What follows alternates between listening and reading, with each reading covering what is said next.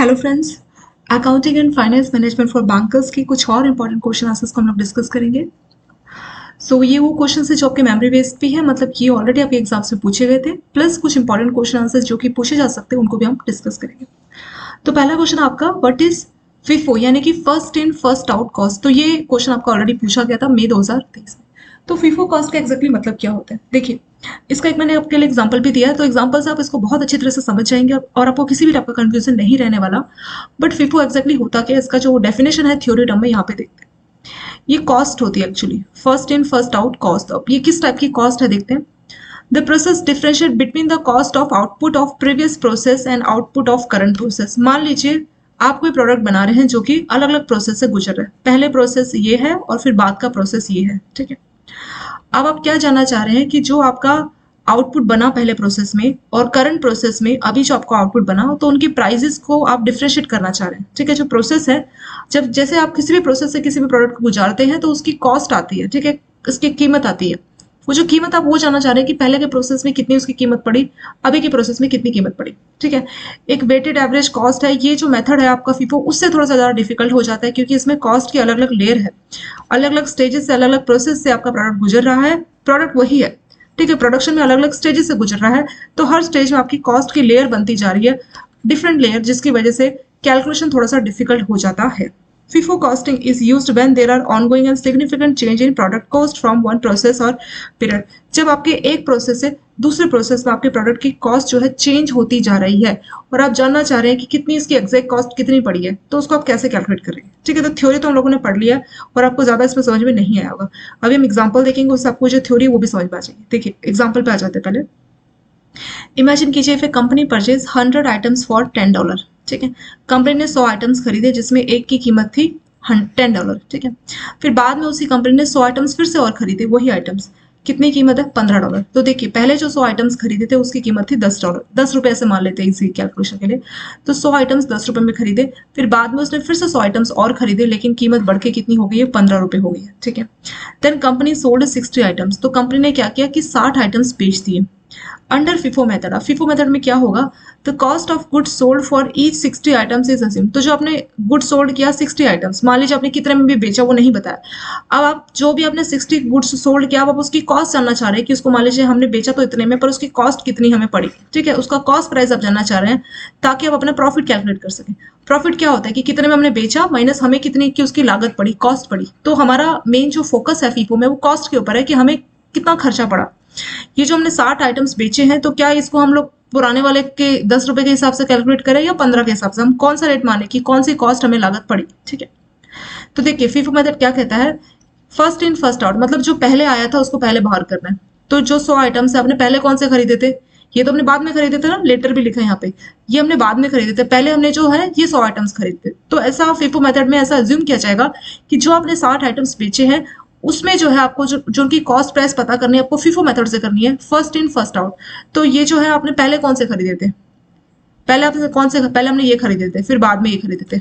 तो जो पहले खरीदे और जो आप सेल कर रहे हैं अभी आउट हो रहे हैं, ठीक है। जब आपने खरीदे थे तो ये इन थे, तो जो पहले इन हुए वो पहले आउट होंगे। यानी जो आप 60 आइटम्स अभी बेच रहे हैं ना, वो क्या है, वो आपके 100 आइटम्स में से, यानी उनकी कीमत आपको 10 रुपए मान के चलनी, ना कि 15 रुपए। क्यों, क्योंकि तो आपने बाद में खरीदे हैं, ठीक है। तो फर्स्ट इन फर्स्ट आउट का कंसेप्ट ये है। अगर आपका ये कंसेप्ट होता है लास्ट इन फर्स्ट आउट, तो वहां पे ये वाला कंसेप्ट काम होता। ऐसे एक कंसेप्ट भी होता है, वैसे last in first out, LIFO बोलते हैं इसको, ठीक है। तो FIFO में क्या है, फर्स्ट इन फर्स्ट आउट, मतलब जो पहले आए वो पहले जाएंगे। तो जो आपने 100 आइटम्स पहले खरीदे 10 रुपए की लागत के हिसाब से, तो जो अभी आपने 60 आइटम्स बेचे, तो उस 60 आइटम्स का कॉस्ट प्राइस 10 रुपए माना जाएगा, ना कि 15 रुपए, ठीक है। $10 माना जाएगा, ना कि 15 डॉलर। तो वही लिखा है। FIFO मेथड में क्या होता है कि जो चीज हमने पहले खरीदी, जब हम बेचने जाएंगे तो उस पहले खरीदी हुई चीज को पहले कैलकुलेट करेंगे। तो 10 रुपए के हिसाब से हमने खरीदी थी 100 आइटम्स, हमने उसमें से 60 आइटम्स बेचे, तो हम अज्यूम करेंगे कि जो हमने 60 आइटम्स बेचे उसकी कीमत हमें 10 लेनी, ना कि 15। क्यों, क्योंकि फर्स्ट इन फर्स्ट आउट, पहले कौन आया था, ये आया था। तो जब आउट हो रहा है 60 आइटम, तो पहले यही बाहर जाएगा, ठीक है। तो इसीलिए जो हमने 60 आइटम्स खरीदे उसकी कॉस्ट प्राइस हम 10 लेंगे। देखिए वही यहाँ पे लिखा है, under FIFO method the cost of goods sold for each of 60 item. तो जो हमने भी 60 बेचे हैं ना आइटम्स, तो उसकी जो कॉस्ट है वो 10 रुपए मानी जाएगी, $10, because first goods purchase are the first goods sold. तो जो चीज आपने पहले खरीदी वो पहले जाएगी, फर्स्ट इन मतलब जो आपने पहले खरीदे, फर्स्ट आउट मतलब आपको पहले बेचने पड़ेंगे। तो जो आप 60 आइटम्स बेच रहे हैं वो कहाँ से आए हैं, वो वहां से आए हैं जो आपने 100 गुड्स $10 के $10 के हिसाब से खरीदे थे। ठीक है, तो वही आपका फीफो मेथड। फिर अब बाकी कितने बच जाएंगे आपके पास, 100 में से तो 60 बिक गए, तो हमारे पास यहाँ पे पुराने में से 40 बचेंगे और नए में से 100 बचेंगे। तो टोटल कितने बचे हो जाएंगे, 40 प्लस 100 140। तो वही लिखा है जो 140 आपके रिमेनिंग आइटम्स है ना, आपकी इन्वेंट्रीज है, तो उसमें से जो 40 है स्टार्टिंग के वो आपका $10 के हिसाब से कॉस्ट है, और जो बाकी के 100 बच गए इसमें से वो आपका $15 के हिसाब से कॉस्ट है। ठीक है, तो वही आपका first in first out method. इसको ब्लैंक स्लाइड में भी समझते हैं। देखिए यहाँ पे क्या हो रहा है कि मान लीजिए आपने क्या किया, आपने तारीख के हिसाब से लिखते हैं। मान लीजिए 1 तारीख को आपने क्या किया, पहली तारीख को 1 अक्टूबर को आपने 100 आइटम्स खरीदे। ठीक है, कितने रुपए के हिसाब से, आपको एक आइटम पड़ा $10 का मान लीजिए। ठीक है, फिर 2 तारीख को 2 अक्टूबर को आपने क्या किया, फिर से 100 आइटम्स खरीद लिए। कितने के हिसाब से, $15 का एक आइटम, पर आइटम आपको $15 पड़ा। ठीक है, ये कॉस्ट प्राइस है, इतने का हमने खरीदा। ठीक है, अब मान लीजिए आपने क्या किया, 3 तारीख को आपने बेच दिए। कितने बेच दिए, मान लीजिए 50 नहीं, मान लेते हैं 60 आइटम्स हमने बेच दिए। ठीक है, 60 बेच दिए। कितने में बेचे, मान लीजिए हमने $20 में बेच दिया पर आइटम। ठीक है, ये तो सेलिंग प्राइस हो गया। अब हमें कैसे पता लगेगा कि जो 60 आइटम्स हमने बेचे वो 1 अक्टूबर वाले हैं या 2, क्योंकि चीजें तो सेम है, तो हम कौन सी वाली कॉस्ट मानेंगे। तो फीफो मेथड क्या बोलता है, फीफो मेथड बोलता है कि जो पहले आया है, फर्स्ट इन, जो पहले आया है वो पहले जाएगा, फर्स्ट इन। दुनिया का भी यही रूल है ना, जो पहले आया, जिसकी जो एज जितनी ज्यादा है वो पहले जाता रहेगा दुनिया से, जो पहले आया पहले जाएगा। ठीक है, तो वैसे ही कुछ यहाँ का भी रूल है, फर्स्ट इन फर्स्ट आउट। कि जो पहले आया, पहले कौन आया था, 1 अक्टूबर, 2 अक्टूबर में से पहले कौन आया था, ये आया था ना। हाँ, तो जो हम अभी 60 आइटम्स हम बेच रहे हैं तो इसको माना जाएगा फर्स्ट इन फर्स्ट आउट। तो जो ये आउट हो रहे हैं 60 आइटम्स हम बेच रहे हैं, तो ये कौन से वाले होंगे, ये 1 अक्टूबर वाले होंगे। 2 पहले कौन आए थे, पहले ये आए थे, तो यही इसी को पहले आउट करना पड़ेगा। ठीक है, तो जो हम 60 आइटम्स बेच रहे हैं वो इस 100 में से होंगे। तो इसके हमें कॉस्ट प्राइस जाननी है कि क्योंकि बेचा तो हमने $20 में, तो कॉस्ट प्राइस कितनी है, कि हम $10 माने या $15, क्यों, क्योंकि है आइटम सेम है। तो हमें फीफो में ये अज्यूम करना पड़ेगा कि जो पहले आया उसको पहले जाना पड़ेगा। तो हम जो 60 आइटम्स बेच रहे हैं, ये जा रहे हैं, तो ये कहाँ से आए थे, ये कौन से वाले माने जाएंगे, 1 अक्टूबर वाले या 2 अक्टूबर। तो पहले क्या था, पहले था 1 अक्टूबर, तो 1 अक्टूबर वाला रेट माना जाएगा। तो कॉस्ट प्राइस इनकी $10 मानी जाएगी। ठीक है, उसके बाद बच कितना गया, यहाँ 1 तारीख वाले में 40 बच गया, और बाकी ये 2 तारीख वाले में तो पूरे 100 ही बचे। तो इसमें से जो 140 रिमेनिंग है, उसमें से पहले के जो 40 है उसका $10 कीमत होगा, और जो बाकी के 100 बच गए उसका $15 कीमत यहाँ पे होगा। इस तरीके से आपका फिफो मेथड काम करता है। ठीक है, तो वही चीज यहाँ पे थ्योरी के टर्म में भी बता रखी है कि जो आपके ये फीफो मेथड पता है कहाँ इस्तेमाल करते हैं, कुछ ऐसे प्रोडक्ट है जिसको अलग अलग प्रोसेस से गुजरना पड़ता है, फिर बाद में जब आप उसको बेचते हैं तो हमें समझ में नहीं आता कि कौन से वाला खर्चा इसका है, कौन सी इसकी कॉस्ट प्राइस है। तो वहां पे जहाँ पे आपको कई सारे प्रोसेस से गुजरना पड़ता है और आपको डाउट होता है कि कौन सा जो आप जिस रेट पे आप बेच रहे हो तो उसकी कॉस्ट प्राइस कौन सी पड़ी है इसकी। ठीक है, तो वहां पे आपको ये वाला मेथड हेल्प करता है। एग्जाम्पल से भी आप समझ के होंगे कि अगर आपने $10 का 100 आइटम खरीदा, फिर $15 का 100 आइटम खरीदा, और उसमें से आपने 60 आइटम बेच दी, तो जो आपने 60 आइटम बेचे उसमें से $10 की कॉस्ट प्राइस माने या 15 की माने, तो 60 आइटम हमने अभी बेचे हैं तो ये आउट हो रहे हैं। तो कौन से वाला, जो फर्स्ट इन, पहले कौन से हमने लिए थे $10, तो $10 हम मानेंगे। ठीक है, इस तरीके से काम करता है। अगला क्वेश्चन है रिस्क रिटर्न ट्रेड ऑफ की क्या होता है। देखिए, रिस्क रिटर्न ट्रेड ऑफ का मतलब क्या है कि रिस्क और रिटर्न की आपस में एक दूसरे से जान पहचान है। किस तरह से, जितना ज्यादा रिस्क उतना ज्यादा रिटर्न। ठीक है, रिस्क और रिटर्न एक दूसरे से डायरेक्टली प्रोपोर्शनल है। बहुत ज्यादा रिस्क है तो रिटर्न भी उतना अच्छा मिलेगा, रिस्क कम है तो रिटर्न भी कम है। जैसे एफडी में क्या है, रिस्क नहीं है तो रिटर्न भी उतना नहीं है, 7% 6%। ऐसे आप बात कर लीजिए शेयर्स की, तो वहां पे रिस्क भी है प्लस वहां पे रिटर्न भी आपको अच्छा मिलता है। तो रिस्क रिटर्न ट्रेड ऑफ क्या बोलता है, risk return trade off means the potential return rises when high risk. तो जब आप रिस्क लेते हैं ज्यादा तो आपका रिटर्न भी बढ़ता जाता है, एंड वाइस वर्सा, अगर रिस्क ज्यादा तो रिटर्न भी ज्यादा, रिस्क कम तो रिटर्न भी कम। तो ये कंसेप्ट हमेशा काम करता है। Financial decision of a firm are often guided by the risk. तो जो भी कंपनी है, कोई भी बिजनेस है, वो अपना फाइनेंशियल डिसीजन जब भी लेती है तो वो रिस्क रिटर्न ट्रेड ऑफ पे ही लेती है, इस कंसेप्ट पे ही लेती है। रिस्क में be defined as possibility that actual return from the investment will be less than. रिस्क का मतलब क्या है, रिस्क का मतलब जो आपने फोरकास्ट किया, आपने सोचा कि मेरे को शेयर में या बॉन्ड में कहीं पे भी मान लीजिए आपने सोचा 10% मेरे को रिटर्न मिलेगा, लेकिन आपको सिर्फ 6% मिला, तो जो 4% आपका लॉस हो गया, ये क्या है, ये आपका रिस्क है। तो रिस्क मतलब जो हम एज्यूम करते हैं, जो हम फोरकास्ट करते हैं और सच में हमें जो रिटर्न मिलती है, उसका डिफरेंस ही आपका रिस्क होता है। ठीक है, अगर हमने फोरकास्ट की है 10% लेकिन आपको रिटर्न मिला एक्चुअल में सिर्फ 5%, तो 5% का आपको रिस्क यहाँ पे हो गया। Risk is inherent in every investment. आप कहीं भी रिस्क मतलब कहीं भी आप इन्वेस्ट करते हैं वहां पे आपको रिस्क तो मिलेगा। तो विथ स्केल वेरीज, लेकिन इसका स्केल वेरी करता है, मतलब कहीं पे ज्यादा रिस्क है, कहीं पे कम रिस्क होता है। ठीक है, in order to increase the possibility of higher return, अगर कंपनी चाहती है कि उसको अच्छा रिटर्न मिले तो जो फर्म है उसको क्या करना पड़ेगा, अपना रिस्क भी बढ़ाना पड़ेगा। On the other hand if he does not want to take high risk, अगर कंपनी ज्यादा रिस्क नहीं चाहती, it has to content with low return, तो ज्यादा रिस्क नहीं चाहती तो उसको कम ही रिटर्न मिलेगा। Depend upon risk taking ability, company की रिस्क टेकिंग एबिलिटी क्या है उस पर डिपेंड करेगा इन्वेस्टमेंट ऑब्जेक्टिव की कंपनी किस तरह से इन्वेस्ट कर रही है, and time horizon available to achieve it. A firm has to find the optimal combination of risk, तो जो कंपनी है उसको अपना रिस्क और रिटर्न के बीच में एक अच्छा कॉम्बिनेशन बनाना पड़ेगा, वही एक ऑप्टिमल डिसीजन माना जाएगा। A proper balance between risk and return should be maintain, तो बोल रहा है कि आपको रिस्क के बीच में रिटर्न के बीच में बैलेंस बनाना पड़ेगा ताकि आपको ऑप्टिमम रिटर्न जो है मिल पाए। तो रिस्क भी मतलब ऐसा नहीं कि कोई भी इन्वेस्टमेंट जहाँ पे रिस्क ना हो, रिस्क आपको हर जगह मिलेगा। अगर बहुत ज्यादा आपको रिस्क मतलब रिटर्न चाहिए तो आपको रिस्क भी ज्यादा लेना पड़ेगा, अगर आप बहुत ज्यादा रिस्क लेंगे तो आपको पैसा भी डूब सकता है। तो सबसे बेस्ट तरीका क्या है कि आपको उसके बीच में बैलेंस बना के चलना पड़ेगा कि हाँ इतना हम रिस्क ले सकते हैं, इतना हमें रिटर्न चाहिए। ठीक है, तो वही आपका रिस्क रिटर्न ट्रेड ऑफ की अगर आप ज्यादा रिस्क लेंगे तो आपका रिटर्न भी बढ़ेगा, कम रिस्क लेंगे तो रिटर्न भी कम रहेगा। ठीक है, तो वही आपका रिस्क रिटर्न ट्रेड ऑफ। एक प्रॉपर बैलेंसिंग हमें बना के चलनी पड़ेगी रिस्क और रिटर्न के बीच में, such balance is called risk return. तो जो आप बैलेंस बना के चल रहे हैं ना, उसी बैलेंस को बोला जाता है risk return trade off. And every financial decision involve, तो जितने भी आप फाइनेंशियल डिसीजन लेते हैं, कहीं पे भी आप इन्वेस्टमेंट का डिसीजन लेते हैं, तो वहां पे आपका ये रिस्क रिटर्न ट्रेड ऑफ का कंसेप्ट काम करता है।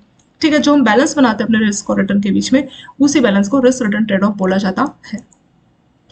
अगला अपॉर्चुनिटी कॉस्ट ऑफ मनी, इसका क्या मतलब है देखिए, इसको ऐसे एग्जांपल से समझते हैं। मान लीजिए आपकी 2 जॉब लगी है, ठीक है, आपका नाम है मिस्टर ए और आपकी 2 जॉब लगी है, एक आपकी बैंक में जॉब लग गई और दूसरी जॉब मान लीजिए आपकी टीचर की लग गई है। ठीक है, कोई गवर्नमेंट टीचर और एक गवर्नमेंट बैंक। ठीक है, तो अब आप तो एक है, आप एक बार में 2 जॉब तो नहीं कर सकते ना, आपको इन दोनों में से एक को सेलेक्ट करना होगा। मान लीजिए आपने टीचर की जॉब को सेलेक्ट कर लिया, ओके, तो उस चक्कर में आप बैंक की जॉब नहीं कर पाओगे, तो जो आपको अपॉर्चुनिटी मिली थी ये अपॉर्चुनिटी आपकी खो जाएगी। तो टीचर की जॉब के आपको कब मिली, जब आपने अपनी अपॉर्चुनिटी जो कॉस्ट थी उसको गवाया। तो अपॉर्चुनिटी कॉस्ट ऑफ मनी का क्या मतलब होता है, पैसों के ऊपर होता है कि जब आपके पास 2 ऑप्शन है, मान लीजिए आपके पास 1 लाख रुपए है, तो उस 1 लाख से या तो आप एफडी में जो है 1 लाख लगा दीजिए या फिर आप शेयर ले लीजिए। तो क्योंकि आपने 1 लाख रुपए मान लीजिए शेयर में लगा दिए, जिसकी वजह से एफडी का जो आपको अपॉर्चुनिटी वो आपने मिस कर दी। ठीक है, तो वो आपकी अपॉर्चुनिटी कॉस्ट ऑफ मनी होती है। देखिए, opportunity cost implies that if a person deploy his money on one investment then he has to give up the opportunity to put his money on other.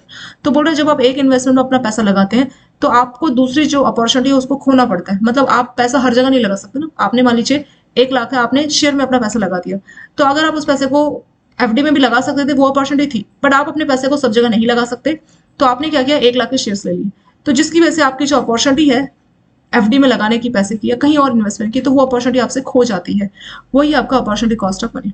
This concept is apply not only for evaluating new investment decision but, तो आपको नया decision लेना है तो सिर्फ वहीं पे आपकी मदद नहीं करता, बल्कि आपके पुराने असेट्स उसको रिटेन करने में भी ये आपकी मदद करता है। If the return from old asset is lower than opportunity cost, आपके पुराने जो रिटर्न है, पुराने जो असेट है उससे आपको जो रिटर्न मिल रही है, आपकी अपॉर्चुनिटी कॉस्ट अगर वो कम है, a finance manager may decide to dispose them of to create new assets. तो पुराने आपके असेट्स है, उनसे आपको जो भी आपको पैसा मिल रहा है, जो भी रिटर्न मिल रही है, और वो रिटर्न आपकी अपॉर्चुनिटी कॉस्ट से कम है, तो उस केस में आपको उस असेट्स को डिस्पोज ऑफ कर देना चाहिए। ठीक है, ताकि आपको बेटर रिटर्न मिले। ठीक है, तो वही है अपॉर्चुनिटी कॉस्ट, मतलब आपके पास कुछ पैसा है, आपने एक जगह इन्वेस्ट किया, जिसकी वजह से आप कहीं और इन्वेस्ट करते थे, वो आपको मान लीजिए एफडी में आपको 8% मिल रहा है, तो आपकी अपॉर्चुनिटी कॉस्ट 8% हो जाएगी। मतलब जिस चीज को आप जाने दे रहे हैं, एक चीज में आपने पैसा लगा और दूसरी चीज को आप जाने दे रहे हैं, तो जो चीज आपके हाथ से चली गई वही आपकी अपॉर्चुनिटी कॉस्ट थी। ठीक है, जैसे हमने एफडी को छोड़ दिया शेयर मार्केट में इन्वेस्ट करने के लिए, तो 1 लाख के आपने शेयर्स लिए, जिसकी वजह से 8% का आपका जो अपॉर्चुनिटी कॉस्ट था वो आपसे मिस हो गया। ठीक है, तो आपकी अपॉर्चुनिटी कॉस्ट ऑफ मनी की वैल्यू हो जाएगी इसमें 8%। और जैसे आप इन्वेस्टर्स हैं, जैसे आप फाइनेंसिस हैं, आपके पास पुराने असेट्स है, असेट्स मतलब मान लीजिए आपने किसी शेयर्स में इन्वेस्ट कर रखा है कहीं भी, और उस पुराने असेट्स से शेयर से मान लीजिए आपको 6% का रिटर्न है एग्जाम्पल के तौर पे। ठीक है, और आपकी अपॉर्चुनिटी कॉस्ट मान लीजिए 8% आ रही थी कि आपने 8% की कोई एफडी छोड़ दी, तो उस केस में आपको जो 6% का जो शेयर है उसको बेच देने चाहिए और उस पैसे को एफडी में लगाना चाहिए, ताकि आपको 8% का रिटर्न मिले। तो वो यहाँ पे लिखा हुआ है कि जो फाइनेंस डिसीजन जो लेते हैं फाइनेंस मैनेजर जो होते हैं, उनको देखना पड़ेगा कि उनकी अपॉर्चुनिटी कॉस्ट और जो उनको असेट पे जो रिटर्न मिल रहा है, कहीं वो रिटर्न अपॉर्चुनिटी कॉस्ट से कम तो नहीं है। अगर ऐसा है तो आपको क्या करना चाहिए, जो अपॉर्चुनिटीज उसको ग्रैब करनी चाहिए। वो कैसे होगा, पुराने एसेट्स को बेच के। ठीक है, पुराना आपने कहीं शेयर में या कहीं एफडी में कहीं बॉन्ड में आपने इन्वेस्ट किया है, जहां पे आपको कम इंटरेस्ट रेट मिल रहा है, तो आप क्या करेंगे, उस पुराने वाले को आप बेच दीजिए ताकि आपको अपॉर्चुनिटी कॉस्ट के जितनी तो वैल्यू कम से कम मिल जाए। ये बिल्कुल वैसे ही जैसे मान लीजिए आपने पहले एक एफडी कर रखी है जिसमें आपको 6% इंटरेस्ट है। अब आपको पता लग रहा है कि ये जो एफडी का रेट है मार्केट में अब 8% हो गया। तो अब क्या हो रहा है, मार्केट में 8% की आपके पास अपॉर्चुनिटी है और आपने पुराना वाला 6% का एफडी कर रखा है। तो आप क्या करोगे, जो 6% की एफडी उसको ब्रेक कर दोगे और फिर जो पैसा मिलेगा उससे 8% वाली एफडी करा लोगे। तो वो आपने अपॉर्चुनिटी कॉस्ट को एक तरह से ग्रैब कर लिया। तो अपॉर्चुनिटी कॉस्ट मतलब एक चीज को पाने के लिए हम दूसरी चीज छोड़ देते हैं। तो जो चीज हमने छोड़ दी वही हमारी अपॉर्चुनिटी कॉस्ट है। जो फंड मैनेजर है, जो फाइनेंस मैनेजर है, उसको क्या करना होता है, उसको देखना पड़ता है जो भी उसके पुराने असेट्स है उसको रिटर्न कितना मिल रहा है। अगर वो रिटर्न उसकी अपॉर्चुनिटी कॉस्ट से कम है तो उसको कोशिश करनी चाहिए कि उन पुराने असेट्स को वो सोल्ड ऑफ कर दे, ठीक है, उनको वो डिस्पोज ऑफ कर दे। तो यही उसका काम रहता है। एक क्वेश्चन है टाइम वैल्यू ऑफ मनी क्या होता है। तो टाइम के साथ पैसों की वैल्यू होती है। जैसे 20-30 साल पहले क्या था, अगर आप गोल्ड प्राइस की बात करिए तो 1 तोला यानी कि 10 ग्राम जो गोल्ड था उसकी कीमत थी 5,000 रुपये। और आजकल के टाइम पे 10 ग्राम गोल्ड की कीमत कितनी है, ये है कुछ 58,000 के आसपास इसकी वैल्यू। तो सोच लीजिए कितना गुना बढ़ गया। तो टाइम वैल्यू मतलब टाइम के साथ पैसे की वैल्यू चेंज होती है। पहले 10-15 साल पहले 2004 या 2005 के टाइम का मुझे जहाँ तक याद है, तब 5,000 रुपये 10 ग्राम सोना, अगर आपको 10 ग्राम सोना चाहिए था तो तब आपको 5,000 रुपये देने पड़ते थे। लेकिन अगर आपको अब 2023 में 10 ग्राम सोना चाहिए तो आपको 58,000 देना पड़ेगा। तो आप आइडिया लगा लीजिए कि कितना टाइम के साथ पैसे का वैल्यू चेंज होता है। तो टाइम वैल्यू मनी मतलब टाइम की वैल्यू पैसे के साथ चेंज होती है। आज आपके पास 100 रुपये है और 10 साल बाद आपके पास 100 रुपये होंगे, तो उस 100 रुपये की 10 साल के बाद वैल्यू कुछ भी नहीं होगी, क्योंकि आज तो उस पैसे की कुछ ना कुछ वैल्यू, पर 10 साल बाद उसकी वैल्यू बहुत कम हो जाएगी। उसका कारण क्या होता है, इन्फ्लेशन और बहुत सारे फैक्टर्स इसमें होते हैं। फिर यहाँ पे लिखा भी है जो फाइनेंस का एक इंपॉर्टेंट प्रिंसिपल है टाइम वैल्यू ऑफ मनी, मतलब पैसे की टाइम के साथ वैल्यू होती है। अ रुपी रिसीव टुडे, आज आपको जो पैसा मिला है is more valuable then a rupee receive future. आज आपके पास 1 रुपये है और 10 साल बाद आपके पास 1 रुपये होंगे, तो आज के 1 रुपये की वैल्यू ज्यादा है एज कम्पेयर टू जो 10 साल बाद आपको 1 रुपये मिलेगा। This is not only because of inflation, सिर्फ ये इन्फ्लेशन की वजह से नहीं होता, but also because money has earning power by proper investment, क्योंकि पैसे की भी अर्निंग पावर होती है। मतलब जो पैसा आपके पास 1 रुपये उसको आप इन्वेस्ट कर सकते हो और उससे भी आप अर्न कर सकते हो। तो सिर्फ इन्फ्लेशन की वजह से ऐसा नहीं हो रहा, बल्कि पैसे की खुद की अर्निंग कैपेसिटी होती है, इसकी वजह से ऐसा होता है। Therefore a person would be willing to pay interest for borrowing money, इसलिए जो पर्सन है जो पैसे को बोरो करता है, लोन लेता है, तो उसके लिए वो इंटरेस्ट पे करने को भी रेडी हो जाता है, क्योंकि उसको मालूम है कि जो उसका पैसा है उससे उसको उससे भी वो जो उसने पैसे को जो इन्वेस्ट किया उससे भी उसको रिटर्न मिलेगी। जैसे आप लोग घर लेते हैं ना, तो घर के लिए आप मान लीजिए 8% इंटरेस्ट पे कर रहे हैं साल का, बट आपको मालूम है कि जो हमने घर लिया उसकी वैल्यू भी बढ़ती जा रही है, तो जो हमारा इन्वेस्टमेंट है उसमें हमें रेट बढ़ा हुआ मिलेगा। इसकी वजह से लोग खुशी खुशी इंटरेस्ट देने को भी रेडी हो जाते हैं। ये प्रोविजन के ऊपर भी आपका 1 नंबर का क्वेश्चन पूछा गया था, what is bank asset provision. तो बैंकों के जो असेट्स है, जो लोन है, उनको असेट बोला जाता है। उन पे किस तरह से उनको प्रोविजन रखना पड़ता है। तो पहले लोन की कैटेगरी की बात करते हैं। यहाँ पे स्टैंडर्ड लोन होता है, एक स्टैंडर्ड असेट, सब स्टैंडर्ड, डाउटफुल और लॉस, ठीक है। तो 4 कैटेगरी में हमारे लोन को डिस्ट्रीब्यूट किया गया है। स्टैंडर्ड असेट मतलब बराबर से इंटरेस्ट आ रहा है, प्रिंसिपल आ रहा है, मतलब कस्टमर प्रॉपरली अपना ईएमआई पे करेगा, तो उसको बोला जाएगा स्टैंडर्ड। ठीक है, स्टैंडर्ड भी 3 महीने तक रहता है। मान लीजिए अगर कस्टमर अपना ईएमआई नहीं पे कर रहा, ठीक है, तो वो आ जाता है आपका स्पेशल मेंशन अकाउंट में, SMA 0, SMA 1 और SMA 2। SMA 0 का क्या मतलब है कि 30 डेज क्रॉस हो गया, 1 महीना हो गया और कस्टमर ईएमआई नहीं पे करेगा, तो उसको बोला जाएगा SMA 0। SMA 1 क्या, 31 डेज से अगर 60 डेज तक कस्टमर ईएमआई नहीं पे कर रहा, तो उसको SMA 1 बोला जाएगा। SMA 2 61 से लेकर 90 डेज। तो जैसे ये जो 3 कैटेगरी, ये भी स्टैंडर्ड की ही होती है, ठीक है। तो स्टैंडर्ड कैटेगरी को, इसको भी स्टैंडर्ड लोन ही माना जाएगा। प्रॉपर ईएमआई आ रही है या 3 महीने तक ईएमआई नहीं आती, 3 महीने तक बैंक उसको स्टैंडर्ड लोन ही मानता है, स्टैंडर्ड असेट्स ही मानता है। जैसे 3 महीना क्रॉस हो जाएगा 90 डेज, अगले दिन से 91 डेज से ये बन जाएगा एनपीए, ठीक है। तो यहाँ पे एनपीए समझना जरूरी है कि लोन एनपीए कब होता है और स्पेशल मेंशन अकाउंट क्या होता है। स्पेशल मेंशन अकाउंट भी आपसे पूछ लिया जाता है। 30 दिन तक ईएमआई नहीं आया तो SMA 0 है, स्पेशल मेंशन अकाउंट 0। 31 दिन से 60 दिन तक होता है स्पेशल मेंशन अकाउंट 1। 61 से लेकर 90 डेज तक होता है स्पेशल मेंशन अकाउंट 2। तो 3 कैटेगरी है स्टैंडर्ड लोन की, ठीक है। जैसे ही 90 डेज क्रॉस है तो लोन बन जाएगा एनपीए। तो एनपीए वर्ड जाना जरूरी था, क्योंकि जो सब स्टैंडर्ड है ना, वो कब होता है, एनपीए रहता है और 12 महीने तक। तो जब आपका लोन एनपीए हुआ और 12 महीने तक आपका लोन एनपीए रहा, तो उसको बोला जाएगा, उस ड्यूरेशन को बोला जाएगा सब स्टैंडर्ड, ठीक है। जैसे 91 डेज आपका, देखिए स्टैंडर्ड में आपका 90 डेज तक रहता है, जैसे 91 डेज की शुरुआत है तो आपका लोन सब एनपीए बन जाएगा और वैसे ही सब स्टैंडर्ड की शुरुआत होगी। 91 डेज से 1 साल तक ये सब स्टैंडर्ड में रहता है। डाउटफुल में 3 कैटेगरी है, डाउटफुल 1, डाउटफुल 2, डाउटफुल 3, ठीक है। डाउटफुल में 3 कैटेगरी। तो जैसे आपका 12 महीना क्रॉस होगा, सब स्टैंडर्ड का क्रॉस होगा 12 महीने, क्योंकि 1 साल तक रहा था ना, जैसे 1 साल क्रॉस होगा तो आप डाउटफुल वाले में आ जाओगे। लॉस में क्या होता है, अगर आपका सारा चांस खत्म है, मतलब पैसा रिकवर ही नहीं हो पाएगा, तो वहां पे लॉस का इसमें चांस जो है लॉस असेट हो जाता है। मतलब जो वैल्यू बची 10% से कम की बची, जो आपका लोन अमाउंट है उससे आपने कोई सिक्योरिटी ले रखी, मान लीजिए उसकी वैल्यू, मान लीजिए लोन है 1 लाख का, और जो आपके पास कोई असेट है, मान लीजिए कोई कार है और कार का लोन 1 लाख बचा है, जो कार है उसको अगर आप बेच रहे हैं तो बेच के सिर्फ 8,000 ही मिल रहे हैं, तो वो जो 8,000 आपको मिल रहे हैं वो आपके लोन की 10% से भी कम की वैल्यू है ना, तो उस केस में उसको बोला जाता है लॉस असेट। मतलब जो वैल्यू में मिल रही है उसको बेच बुझ के जो भी हमारे पास असेट है वो वैल्यू 10% से कम की रह जाती है, तो हमारा लॉस असेट माना जाता है। ठीक है, तो सब स्टैंडर्ड में कब तक रहता है, सब स्टैंडर्ड में जैसे एनपी हो जाता है, एनपी कब होता है 91 डेज के बाद, वैसे 1 साल तक वो रहता है। ठीक है, तो सब स्टैंडर्ड में 1 साल तक, डाउटफुल में 3 है, D1 D2 D3, और लॉस में आपका क्या हो जाएगा, जैसे ही डाउटफुल क्रॉस कर जाएगा वैसे आप डाउटफुल लॉस असेट में आ जाते हैं। स्टैंडर्ड में भी हमें प्रोविजन रखना पड़ता है 0.25 से लेकर 1% तक, डिपेंड करेगा किस टाइप का लोन है, उस हिसाब से 0.25 से लेकर 1% तक का प्रोविजन रहता है। सब स्टैंडर्ड में जो आपके सिक्योर्ड है उसमें 15%, और जो अनसिक्योर्ड है उसमें 25% का आपको प्रोविजन रखना पड़ता है। ठीक है, जो सिक्योर्ड है मतलब जिसके लिए सिक्योरिटी अवेलेबल है, जैसे मान लीजिए आपने हाउसिंग लोन लिया है जिसकी वैल्यू है 50 लाख, और वो जो 50 लाख का हाउसिंग लोन है उसमें से आपने 40 लाख का घर ऐसे सिक्योरिटी लिया हुआ है, तो 50 लाख में से 40 लाख का लोन हो गया आपका सिक्योर्ड, और बाकी का जो 10 लाख बचा वो हो गया आपका अनसिक्योर्ड। ठीक है, तो जो सिक्योर्ड पोर्शन है उसके लिए 15% और अनसिक्योर्ड के लिए 25% का हमें प्रोविजन रखना होता है। 15-25 ये आपको एज इट इज याद करना है क्योंकि क्वेश्चन परसेंट के ऊपर ही पूछा गया था। डाउटफुल में 3 है, D1 D2 D3। देखिए डाउटफुल में जो अनसिक्योर्ड है वहां तो 100% ही रखना पड़ेगा, जो सिक्योर्ड पोर्शन है उसमें 25, पहले साल वाला D1। D1 कब रहता है, जैसे ही आपका ये सबस्टैंडर्ड क्रॉस होता है तो उसके आगे 1 साल तक वो D1 रहता है, 1 से 3 साल तक D2 रहता है, और 3 साल से ज्यादा वो D3 रहता है। ठीक है, तो 25% सिक्योर पोर्शन और 100% अनसिक्योर पोर्शन वो हो जाएगा D1। D2 में क्या है, 40% सिक्योर और 100% अनसिक्योर, और D3 में क्या है, 100% सिक्योर और 100% अनसिक्योर। तो D3 में कोई मतलब डिफरेंशिएट ही नहीं है। जैसे आप D3 में आ जाते हैं तो चाहे सिक्योर हो चाहे अनसिक्योर आपको 100% ही रखना पड़ेगा। लॉस की बात करें तो लॉस में जितना भी आपका लोन है पूरा 100% आपको प्रोविजन रखना पड़ेगा। प्रोविजन में से क्या होता है, बैंकों का जो प्रॉफिट है ना उसमें से पैसा लाके एक अलग से अकाउंट में रखना होता है, उसको बोलते हैं प्रोविजन। क्यों, वो इसीलिए ताकि अब लॉस हो गया तो वो कस्टमर का पैसा ना, वो जो बैंक ने लोन दिया तो पूरा लॉस हो गया तो बैंक का पैसा नहीं, वो कस्टमर का पैसा, तो बैंक अपने प्रॉफिट में से उस पैसे को प्रोविजन अकाउंट में रखता है, तो वही होता है हमारा प्रोविजन। ठीक है, तो ये आपका असेट के ऊपर प्रोविजन के ऊपर क्वेश्चन पूछा गया था। और कई बार ये भी पूछ लेते हैं कि सब स्टैंडर्ड क्या होता है, स्टैंडर्ड क्या होता है, या स्पेशल मेंशन अकाउंट क्या होता है, तो इसमें से 2-3 क्वेश्चन आपके पूछ सकते हैं अगर इनको बनाना होगा तो।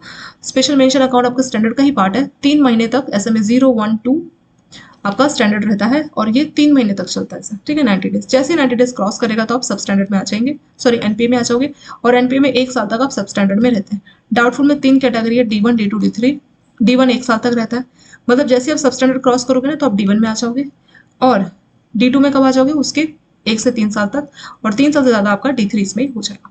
परसेंटेज आपको याद करके जाना है, सिक्योर्ड पोर्शन अगर सब स्टैंडर्ड है तो वो 15%, अनसिक्योर का 25%। स्टैंडर्ड लोन में 0.25 से 1% डिपेंड करता है किस टाइप का लोन है आपका। ठीक है, तो स्टैंडर्ड में हमें प्रोविजन रखना है लेकिन वो 1% से भी कम है, तो बहुत कम रहता है ये।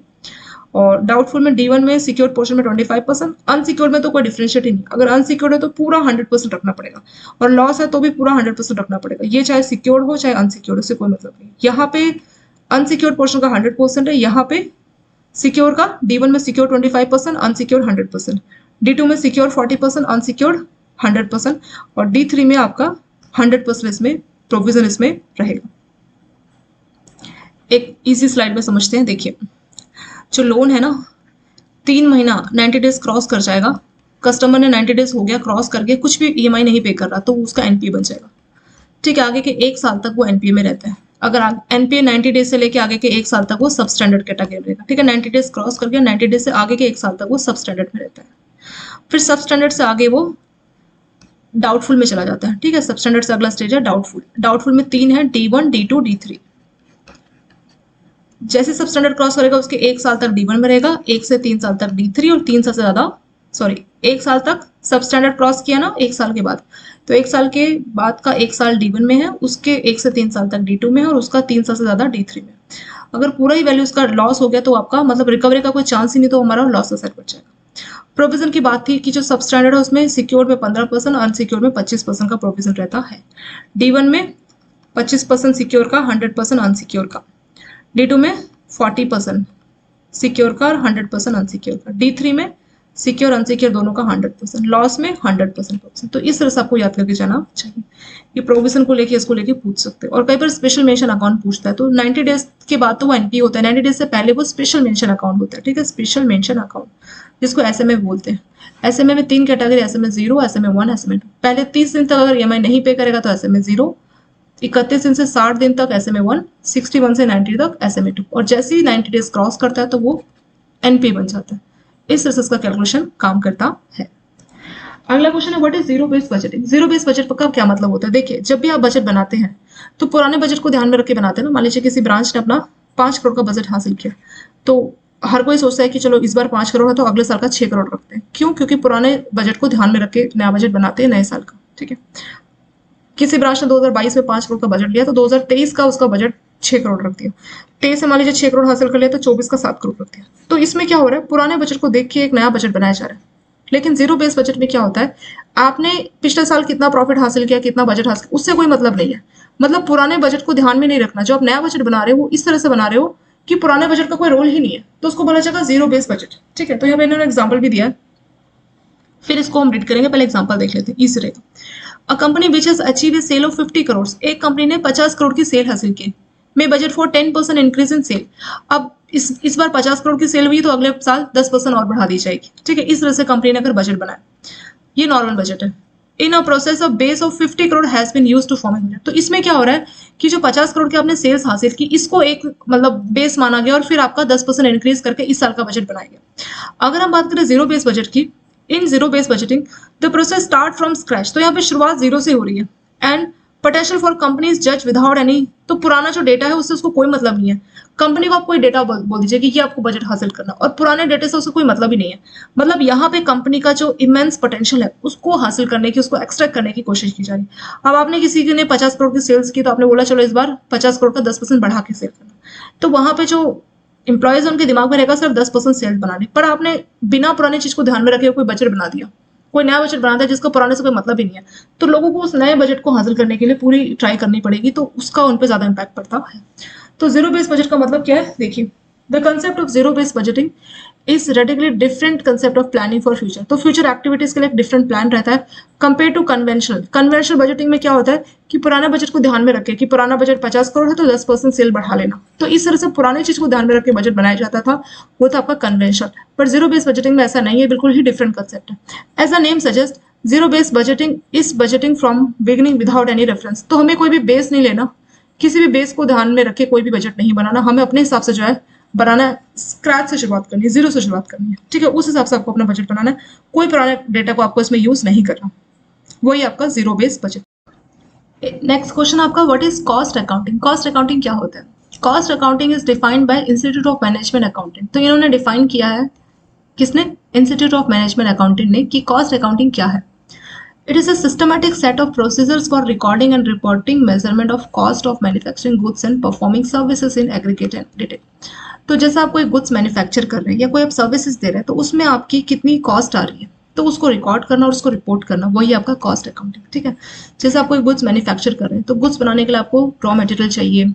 ठीक है, फिर आप प्रोसेस लगा रहे हैं, लेबर लगा रहे हैं, वेजेस लगा रहे हैं, तो आपकी एग्जैक्ट कॉस्ट कितनी आ रही है, वो जो खर्चा आपका लग रहा है गुड्स बनाने में, या कोई सर्विसेज अगर आप दे रहे हैं तो सर्विसेज परफॉर्म करने में आपका कितना खर्चा लग रहा है, उसी खर्च को, उसी कॉस्ट को रिकॉर्ड करना और उसको रिपोर्ट करना, वही होता है आपका कॉस्ट अकाउंटिंग। ठीक है, डिटेल में उसको रिकॉर्ड करना, उसको एग्रीगेट जोड़ के रिकॉर्ड करना, ठीक है, और उसकी रिपोर्ट करना, वो होता है आपका कॉस्ट अकाउंटिंग।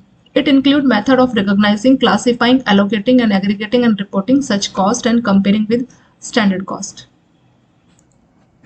तो जो भी आप आइटम्स बना रहे हैं, कोई भी आप सामान बना रहे हैं, उसको रिकॉग्नाइज करना, क्लासिफाई करना, एलोकेट करना, एग्रीगेट करना, रिपोर्ट करना उन सभी कॉस्ट को, और जो आपकी स्टैंडर्ड कॉस्ट है, जितना खर्चा आना चाहिए उसको कंपेयर करना, तो वही चीज कॉस्ट अकाउंटिंग में की जाती है। Cost accounting is the process of recording, reporting, analysing the cost. तो जो कंपनी के जो आइटम्स है उनकी कॉस्ट को रिकॉर्ड करना, रिपोर्ट करना, एनालाइज करना, वही होता है आपका कॉस्ट अकाउंटिंग। ठीक है, तो जो आइटम्स आप बना रहे हैं, जो गुड्स आप बना रहे हैं, उनकी कितनी कॉस्ट आ रही है उसको क्लासिफाई करना, समराइज करना, रिकॉर्ड करना, रिपोर्ट करना, और जो आपकी स्टैंडर्ड कॉस्ट है, मतलब कितना खर्चा आना चाहिए, उससे उसको मैच करना। ऐसा इसलिए किया जाता है, कॉस्ट अकाउंटिंग का पर्पस ये है कि जैसे कोई चीज बनाते हैं तो उसमें इतना खर्चा आना चाहिए। ठीक है, तो आप जो एक स्टैंडर्ड कॉस्ट इतनी है कि इतना आना चाहिए, बट आपकी रियल में कॉस्ट कितनी आ रही है उसको कंपेयर करना। कॉस्ट अकाउंटिंग का फायदा क्या है कि मान लीजिए बहुत फिजूल खर्ची हो रही है, जरूरत से ज्यादा कुछ खर्चा हो रहा है तो पकड़ में आ जाएगा। क्यों? क्योंकि इतना स्टैंडर्ड कॉस्ट है, एक सामान बनाने में इतना खर्चा आना चाहिए, बट अगर आपकी खर्चा ज्यादा आ रहा है तो उसका मतलब आपकी जो है कॉस्टिंग में कुछ इश्यूज है, तो उसको देखना जरूरी है। क्यों? क्योंकि कॉस्ट अकाउंटिंग में हमें पता लग जाता है कि अगर हमारी जो स्टैंडर्ड कॉस्ट है वो इतनी होनी चाहिए। जैसे इसको ऐसे मान लीजिए कोई पर्सन घर का खर्चा 10,000 में चलाता है, ठीक है, हमारे एग्जाम्पल के तौर पर मान लीजिए सास जो है घर का खर्चा 10,000 में चला रही है, अब बहू ने सारे रिस्पॉन्सिबिलिटी ली, अब बहू को 20,000 लग रहे हैं, तो इसका मतलब वो फिजूल खर्ची कर रही है। क्यों? क्योंकि जो स्टैंडर्ड कॉस्ट थी वो 10,000 चली आ रही थी, बट अगर अचानक से 10 से 20,000 हो गई तो उसका मतलब वहां पे फिजूल खर्ची है। तो इस तरह से कंपनीज भी अपना कॉस्ट अकाउंटिंग का इस्तेमाल करती है जानने के लिए कि जो उनका खर्चा आ रहा है चीजों को बनाने के लिए वो उतना है जितना आना चाहिए, जो स्टैंडर्ड कॉस्ट है ये उससे ज्यादा है, ठीक है। तो कॉस्ट अकाउंटिंग में हम रिपोर्टिंग, रिकॉर्डिंग, एनालाइजिंग करते हैं अपनी कॉस्ट की, ठीक है, जो भी हमारा खर्चा आ रहा है चीजों को बनाने में, और स्टैंडर्ड कॉस्ट्स को जो है कंपेयर भी करते हैं। इसके साथ ये वाला इंपॉर्टेंट क्वेश्चन आंसर का पार्ट आपका हो गया कंप्लीट। वीडियो अगर आप लोगों को अच्छी लगी तो लाइक, सब्सक्राइब, शेयर जरूर करें। Thank you so much for watching this video.